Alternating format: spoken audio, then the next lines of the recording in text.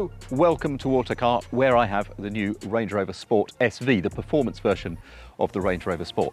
Now, before we take it for a drive, I want to run you through some of the exterior changes, some of the under the skin changes, and we'll start at the front where there is a reef-profiled front end and a carbon fibre splitter. However, this being a Range Rover, it is removable so that you can retain some of that approach angle if you do go off-road. It is slightly strange to be talking about weight reduction in a car that weighs 2.5 tonnes plus, but there is a carbon fibre bonnet option.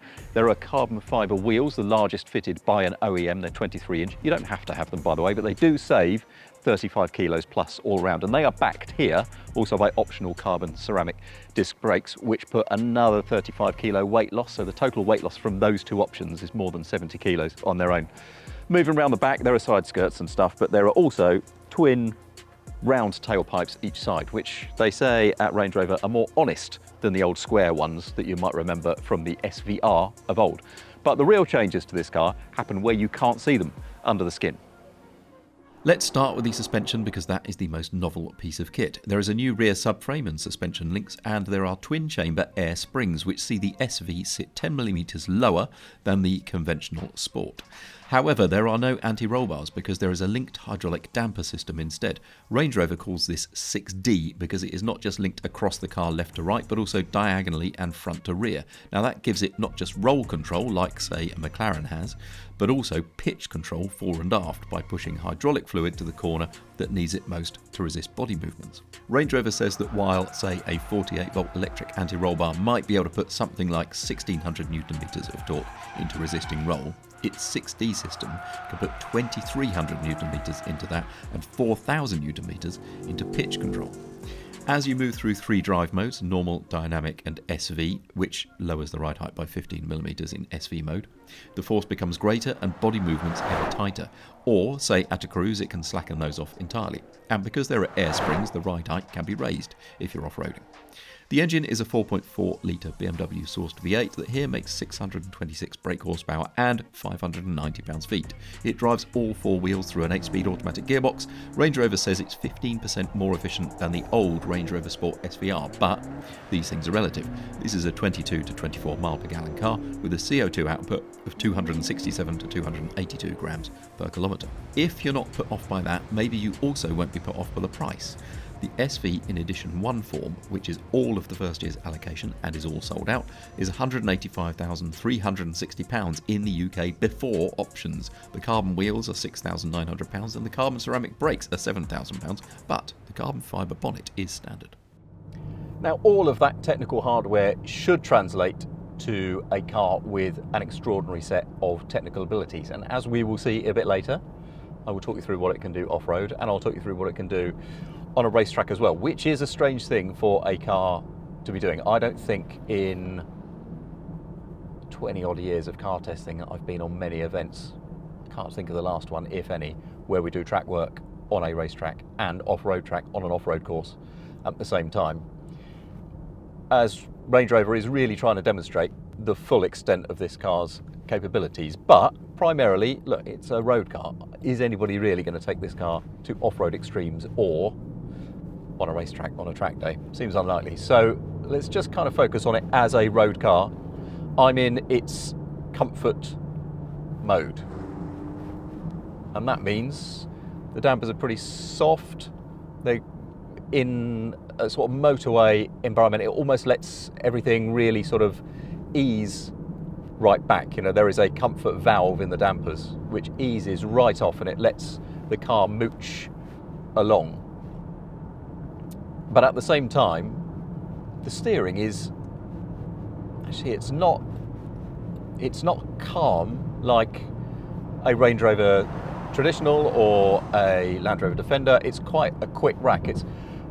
The steering ratio has gone from something like 17 to 1 down to 13 and a bit to 1, so it's quite a lot faster, and at the same time there is active rear steer, so if Range Rover wants it to, it can make this car feel quite agile, quite darty. That's one of the things that they've tried to do to pull it away from the basic Range Rover Sport setup, is make it feel much more agile, make it feel like it rotates around its centre.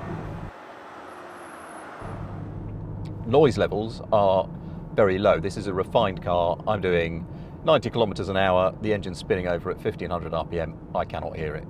it is, in terms of rolling comfort and rolling refinement, every bit the Range Rover Sport you would expect it to be. But there is a dynamic damper mode as well, which if I press the right thing, comes up here, and that just settles down some of those movements, which at motorway speeds, I'm trying to think of the analogy, it was a helicopter basic simulator I once tried as a kid. It had a ball bearing on a flat plate, and the idea was that you tried to keep the ball bearing in the middle of the flat plate, and it moved around a bit like that as you moved a joystick. And on a slightly sort of bumpy motorway, at motorway speeds, when this car is in its most relaxed comfort form, there's a very slight sort of movement as it does that sort of thing, and actually it's preferable in dynamic mode because it just tightens that up and it doesn't lose really any of the sort of rolling comfort. It just reduces those movements, makes them a bit, it just reduces the amount of them to a preferable level. It's all personal preference. I don't think anything is sort of better or worse, but I think it is nicer and is slightly more tied down. And I think the steering is a bit more in tune with the chassis at that point as well. Because it's so quick and it's so responsive at the same time. There was a time when even fast Jaguars and Land Rovers had a sort of quite gradual build-up of weight and response of straight ahead. This moves much more quickly. And I think it sort of feels slightly more in tune with the chassis in dynamic mode.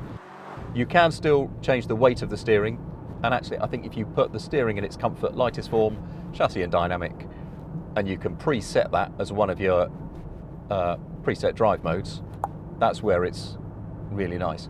I will put it in SV on the track. If you put it in on the road, its character becomes a bit more like the old Range Rover SVR, which was quite a one-dimensional, quite hot roddy, great fun, but it was slightly harsh. I mean, I really enjoyed it as a car, but it was quite one-dimensional, quite shouty. This gets a bit more like that, and actually over this road I've just popped it into SV mode, and it is too much for the road. It's not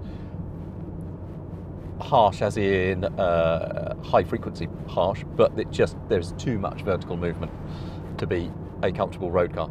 Your mileage may vary depending on where you live. If you live on billiard smooth roads, you might like SV all the time, but I suspect there is a sweet spot in the dynamic chassis mode. The engine's really strong. I mean, it's got great pull from 2,500 RPM. Doesn't shout like the old 5-litre supercharged Jaguar V8, but it's got quite a nice bass rumble. It changes gears mostly imperceptibly. You can take control if you like. The interior is still pretty good. Most things that I would want separate from the screen are still separate from the screen. By and large, like rain sensitivity for the wipers is there, the headlight switch is there, fog light switch is up there crucially as well. Seat controls and mirror controls are all physical functions still. So I am broadly very happy in what is a plush, well-designed, comfortable interior. I am quite a fan of this car. There's a few bits of the dynamic makeup which strike me as slightly odd, particularly that kind of float at motorway speeds. I don't think it's as easy a car to feel 100% naturally comfortable with straight away as the old car. But there is a lot to like about it. The performance, the refinement. I mean, we'll find out on track how fast it is. I could tell you the 0 to 60 time, but you know what? Somebody with a Tesla will be along to tell me that it's nothing on one of those, which is true. So just know it's fast enough. It's got loads of grunt, it's got loads of straight line speed, it's got effortless levels of rolling comfort and refinement on the road. Let's see though what it can do both off-road and also on a circuit. Off-road, the SV is impressive for a 2,485 kilo machine. It comes as standard on all season tyres, which Range Rover says, and I will discover on track, can pull 1.1G, yet find decent grip in the rough. The ride height can be changed. There are two off-road heights, but the tallest one is 10mm lower than the standard cars, and at that height the springs don't have much compliance to give, so it is not the most comfortable riding car. There is a full set of terrain response drive modes, so if you say want to rock crawl, the throttle is much less responsive than if you're in sand where you want loads of power, and the locking differentials act differently in those different modes too. There are cameras to see the ground around you, and it will do things that I suspect very few owners will ever ask of it. Like the standard car, it can tow 3.5 tonnes, and the weight depth is 900mm. I think of it a bit like the performance of a Ferrari. It has to be amazing on track and do 200 miles an hour. Most owners will never do it, but it has to do it. So here is the slightly strange thing that you would not do with many other big SUVs. Maybe a Porsche Cayenne Turbo GT, Turbo GT, something like that. But just take it on a circuit. So press the SV mode, that lowers the suspension. I have done a few quick laps in it, but that required an engineer / race driver sitting next to me in a helmet and a thing so he couldn't see me, so I promised I won't go very fast. What I might do is just pick a corner. You don't have to go very fast to feel how agile this is. It feels like it sort of turns around its middle, if you like. It uses the active rear steer to assist that, plus the fact that it sits that little bit lower, and the stability control when you're an SV just sort of relaxes a little bit, even if you turn it all the way off, in which case this car will start to move around and can even sort of hold a small drift. It still ends up, if things get really silly, with some sort of roll mitigation so it won't fall over. But it will. So the stability, I could just feel the stability control tucking in then. I'll just turn ESC off while they're not looking.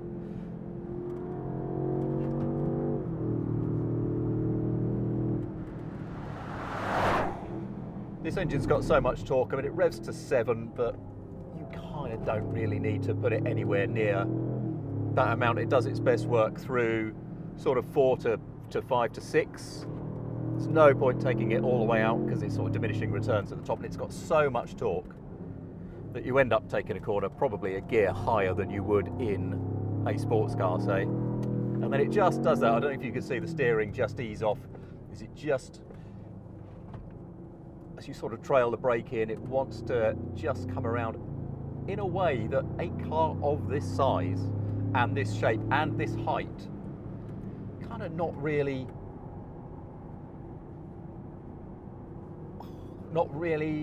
meant to do in your head. I think something like that quick Cayenne, it sacrifices quite a lot at the broader end of the scale to go full focus to really quick, and I think probably the same with something like an Aston Martin DBX 707, whereas this keeps its breadth of ability, as you'll have seen with some of the off-road footage, and it keeps its angles, and it can still tow 3.5 tons. But as you turn in with a little lift and stuff like that, it just wants to break away, come round. It telegraphs what it's doing. It's benign when it does it. And then that's 2,500 revs, 3,000, and it's got loads of oomph around just to pull it out of corners, and then it just pulls through really broadly. I don't think there is a car on sale that does as much as this car can do. Not the quick Cayennes, not a DBX 707, not a Bentayga, not a Cullinan, none of the M cars, none of the AMG Mercs. I just think this has such a broad spread of ability. At both ends, it is doing something nothing else can do. Whether it's that enjoyable in the middle, where I've talked about that sort of slight sort of shimmy it sometimes gets on a motorway in comfort, and in chasing all of those extremes and making sure it can do it, whether it's the most fun thing in the middle. The most relaxing thing in the middle actually is its thing. I don't think it's as relaxing a car to drive as other Range Rovers in particular. Is a different matter. But if you want a car that can do it all, if you want one car that can do everything, this is probably the most all-round, broadly capable car in the world right now.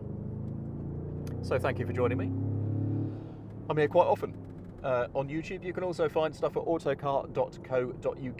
If you go to themagazineshop.com, you'll have full access to the Autocar archive plus new magazines every week, all on digital or print subscription if you like. And there is a podcast which I think you might like called My Week in Cars, which is out every Wednesday from your favourite pod provider. Thank you very much for joining me. I'll see you next time. Why are you doing 60 kilometres an hour down here? Come on.